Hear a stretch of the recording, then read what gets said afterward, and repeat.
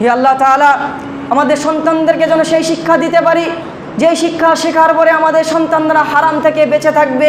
হে আল্লাহ তাআলা, আমাদের সন্তানদেরকে যেন সেই শিক্ষা দিতে পারি যেই শিক্ষা শেখার পরে আমাদের সন্তানরা আমাদের অবাধ্য হবে না।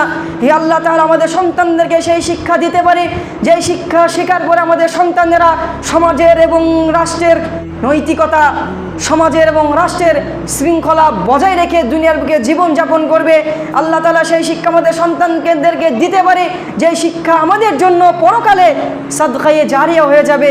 কেন আল্লাহ সাল্লাল্লাহু আলাইহি ওয়াসাল্লাম বলেছেন, ইযা মাতাল ইনসান ইনকাতা আনহু আমালু ইল্লা মিন সালাত, যখন মানুষ দুনিয়া থেকে বিদায় নিয়ে চলে যায় তার তিনটে আমল ব্যতীত, তিনটে কাজ ব্যতীত তার কোনো আমল আর তার কাছে পৌঁছায় না।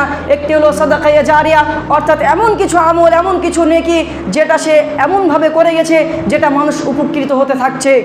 ওয়ালাদুন সালিহুন ইয়াদউ লা, নেক সন্তান, যে সন্তানকে সেই বাপ পিতা তাকে ইসলামের শিক্ষা দিয়ে, নৈতিকতার শিক্ষা দিয়ে, আদব কায়দার শিক্ষা দিয়ে, হালাল হারামের শিক্ষা দিয়ে, শিরকের, বিদআতের, তাওহীদের শিক্ষা দিয়ে বড় করেছে এবং সেই সন্তান সেই পিতার জন্য দোয়া করছে, সেই দোয়া সেই সন্তানের কাছে পৌঁছাবে।